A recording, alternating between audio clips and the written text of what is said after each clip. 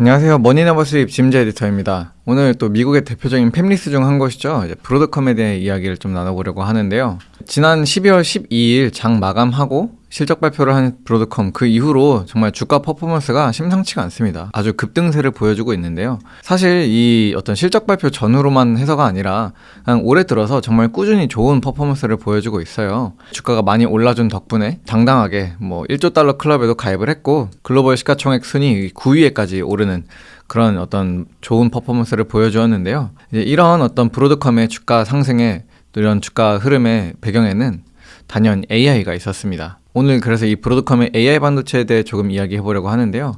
좀 어떤 분들한테는 브로드컴과 AI 반도체 이 두 가지를 연결짓는 게 좀 생소하다 이렇게 느껴지시는 분들도 있을 것 같아요. 이제 왜냐면은 브로드컴 하면은 사실 지금까지는 무선 통신칩 이쪽으로 굉장히 더 잘 알려진 기업이었거든요. 브로드컴이 설계하는 반도체라고 하면은 블루투스나 와이파이를 잡기 위해서 사용되는 통신칩, 가장 지금까지의 대표 상품이었기 때문에 브로드컴에 대해서 아예 모르시는 분들도 있을 수도 있고, 브로드컴이 생산하는 제품에 대해서 뭔가 AI와 쉽게 연결짓지 못하는 분들도 있으실 수 있을 것 같은데요. 실제로 브로드컴이 이 와이파이 시장에서 차지하는 어떤 시장 점유율 같은 경우를 살펴봐도 올해 기준으로 24%를 나타내면서 가장 이 시장을 선도하는 기업이라는 걸 보실 수가 있죠. 그런데 이제 상황이 조금씩 변화하고 있습니다. 브로드컴이 사업 분야를 계속해서 AI 쪽으로 확장시켜 나가고 있기 때문인데요. 특히 이제 이번 4분기 12일에 있었던 이 실적 발표를 보시게 되면은, 참고로 브로드컴 같은 경우에는 그 회계연도가 4분기가 11월 3일에 끝이 나서요. 올해가 다 가지 않았는데도 불구하고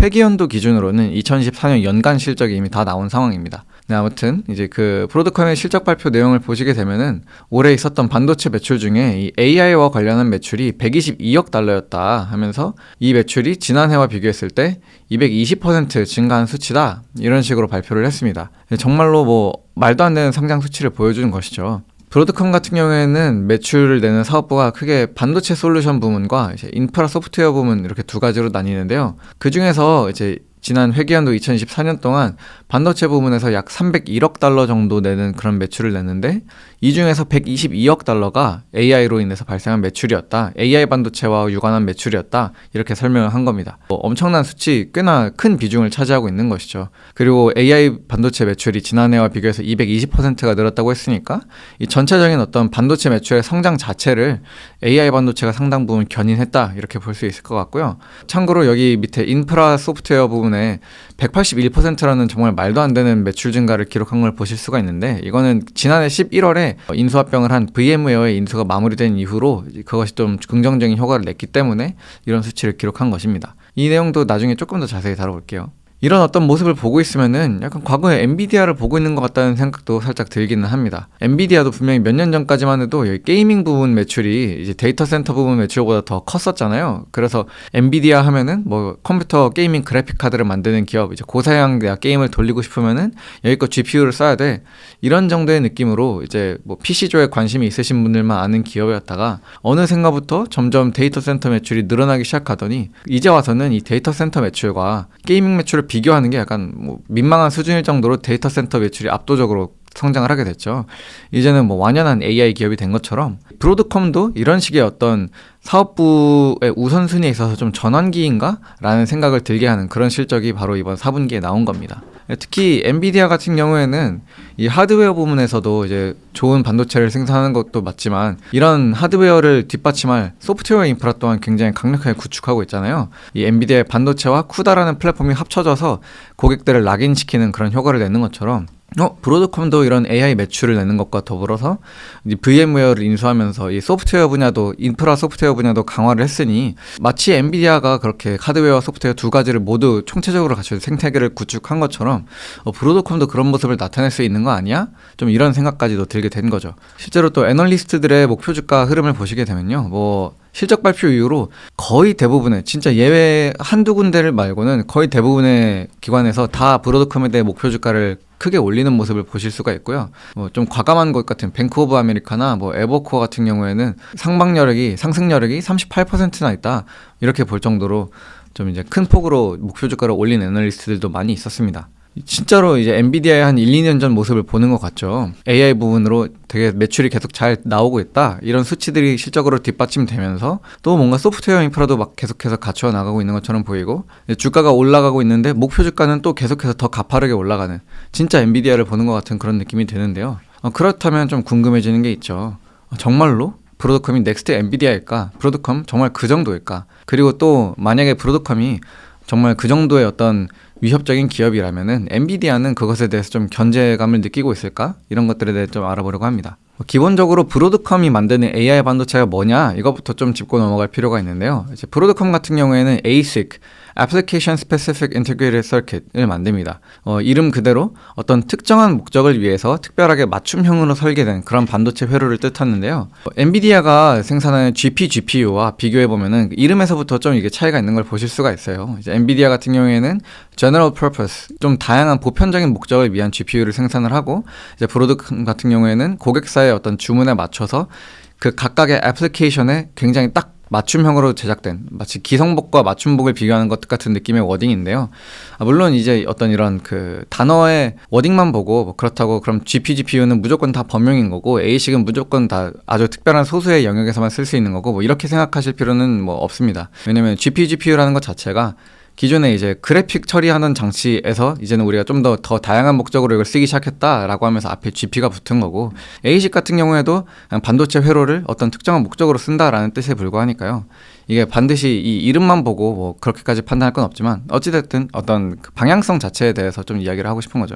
이런 식으로 브로드컴이 이제 고객사의 주문에 맞추어서 좀 맞춤형으로 제작한 ASIC, 대표적으로 어떤 사례가 있느냐. 구글이 만들고 있는 현재 사용 중인 TPU가 있습니다.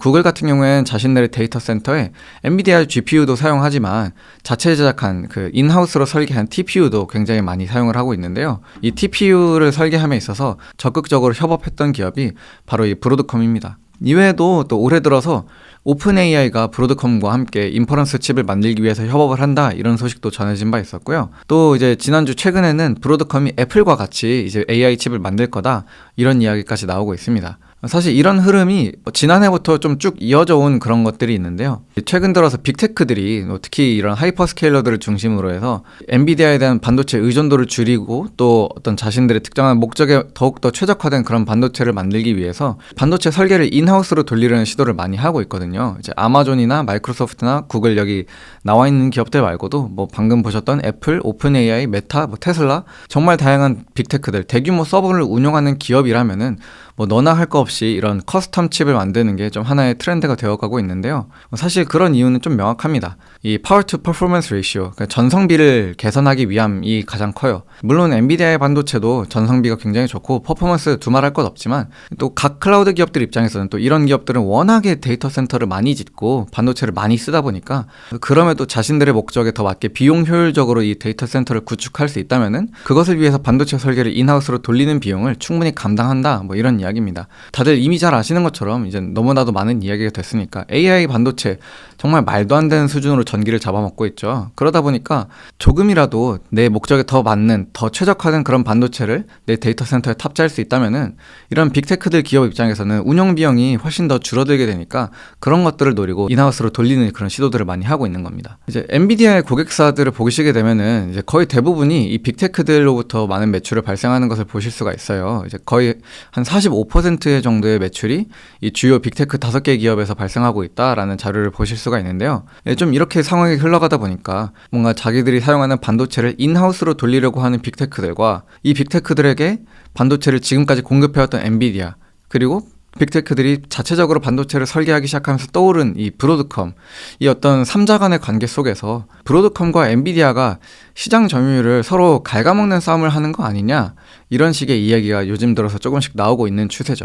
지금까지 워낙에 시장 지배력이 공고했던 엔비디아가 이러다가 좀 시장 지배력을 잃게 되는 거 아니야? 막 이런 또 우려도 일각에서는 또 나오고도 있고요.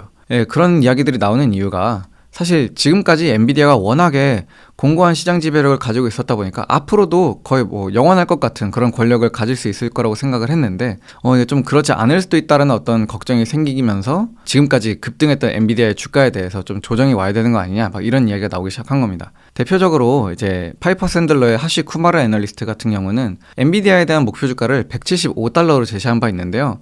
이 175달러라는 상당히 과감한 주가를 제시를 하면서, 왜냐면 현재 17일 기준으로 마감가가 130달러였는데 거의 45달러가 더 오를 수 있다라는 이런 어떤 과감한 목표 주가를 제시를 하면서, 그거에 대한 전제 조건으로 우리의 관점은 AI 가속기 시장 전체가 2025년에는 700억 달러까지 증가할 것이라는 믿음의 뿌리를 두고 있다라고 이야기를 했었고요. 이에 대해서도 이 엔비디아가 계속해서 증가하는 이 TAM의 대부분을 점유할 것이다 라고 보고 있다라고 이야기를 했는데, 뭔가 이 시나리오대로 시장이 계속해서 커지고 그 시장의 대부분을 엔비디아가 점유하는 것이 브로드컴이라는 어떤 변수로 인해서 틀어지게 되면은 좀 이야기가 달라질 수도 있는 거 아니냐라는 식의 좀 분석들이 나오고 있는 겁니다. 하지만 물론 또 한편으로는 이 시장이 커지는 속도 자체가 굉장히 가파르다는 것도 꼭 유념할 필요가 있는데요.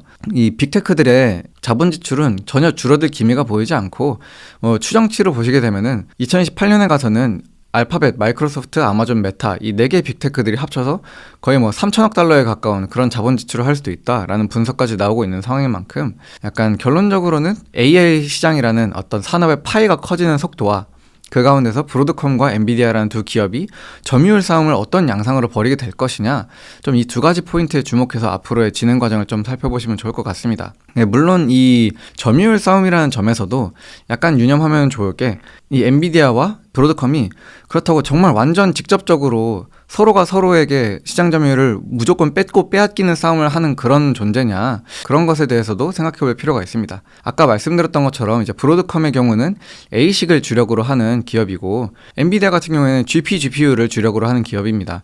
이제 그러다 보니까 빅테크들 입장에서는 데이터 센터를 계속해서 증설하고 뭔가 AI 인프라에 대한 투자를 늘려나가면서 무조건 이제 앞으로는 내가 A식만 쓸 거야, 내가 맞춤형 커스텀 칩만으로 내 데이터 센터를 다 구축할 거야, 뭐 이런 식으로 가기보다는 필요한 부분에서 비용을 더 개선하고 효율성을 증진시키기 위해서 A식도 사용을 하지만, 그 외에 또 엔비디아의 반도체가 쓰이는 부분들도 분명히 존재하니까 이거를 병행해가면서 사용하는 방향으로 갈 확률이 크단 말이죠. 이제 그러다 보면은 서로가 점유율을 깎아먹기 때문에 서로의 어떤 이해를 침해하는 것보다 그냥 파이가 커지는 속도에 의해서 다 같이 동반 성장하는 양상이 나타날 확률도 꽤 있다고 봅니다. 이제 마지막으로 브로드컴에 대해서 살짝 우려되는 지점은 어떤 것들이 있나, 이런 것들 간략히 짚어보고 마무리해볼까 하는데요. 일단 가장 단순하게로는 최근 들어서 주가가 며칠 사이에 너무 급등하면서 치솟아버린 밸류에이션이 이제 대표적인 우려점으로 꼽힐 수 있습니다. 최근 들어서 실적 발표 이후 주가가 너무 가파르게 상승을 하면서 이 브로드컴의 주가 수익 비율, 현재 시가총액을 이 기업이 1년간 벌어들이고 있는 순이익으로 나눈 그 수치가 193배에 이르게 됐습니다. 이게 193배라고 하면 무슨 뜻이냐면은, 쉽게 말해서 내가 지금 당장 브로드컴의 모든 주식을 다 매수를 해서 브로드컴을 인수했을 때 이 기업을 적어도 한 193년은 운영을 해야 내가 들인 돈을 순이익으로 다시 뽑아낼 수 있다라는 뜻인데요. 이렇게 생각하면은 이거 굉장히 너무 지금 가격이 비싼 거 아니야? 이런 생각이 드실 수도 있지만, 그 바로 밑에 있는 이 선행 주가 수익 비율, 현재 지난 12개월의 순이익을 가지고 낸 주가 수익 비율이 아니라 앞으로 12개월 동안 벌어들일 순이익, 어떤 그 전망으로 계산한 주가 수익 비율을 보시게 되면은 이게 40배 수준까지 떨어지는 걸 보실 수 있습니다. 사실 이런 어떤 현행 주가 수익 비율이 굉장히 높은데 선행 주가 수익 비율은 뚝 떨어지는 이런 양상은 그 기업의 순이익이 그만큼 가파르게 성장하고 있다라는 걸 보여주는 하나의 징표이기도 하거든요. 이제 엔비디아의 경우도 되게 사실 이런 어떤 밸류에이션 지표의 흐름을 보여주면서 지금까지 성장을 하기도 했었고요. PEG 같은 경우에도 역시 이제 1보다 낮은 수치를 기록하면서 뭔가 브로드컴의 전반적인 성장에 대해서는 우리가 좀 긍정적으로 전망해 볼 수 있는 그런 어떤 밸류에이션 수치들을 나타내고는 있는데, 그럼에도 어찌됐건 현행 PER이 굉장히 높다는 거는 이 기업이 어떤 작은 변수, 어닝 미스라던가 금리 이슈라던가 이런 외부적인 변수가 조금이라도 있을 때 주가가 상대적으로 더 민감하게 반응할 수 있다라는 뜻이긴 하니까요.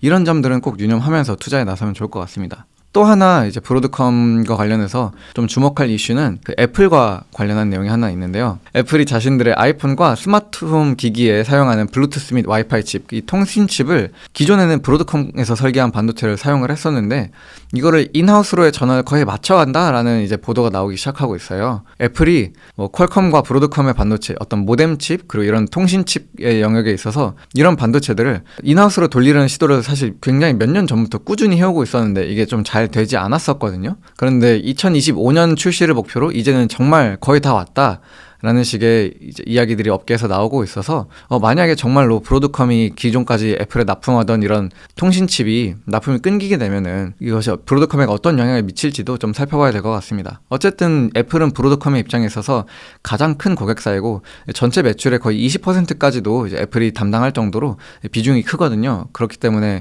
이런 소식이 물론 애플과 AI 칩을 또 새롭게 만들겠다라는 어떤 협업 관계를 맺기는 했지만 그럼에도 불구하고 이 통신칩 분야의 매출이 너무 급격하게 깎여버리면은 AI 칩으로 인해서 뭔가 벌어들인 매출 증가분이 상쇄되는 그런 효과가 나타날 수도 있잖아요.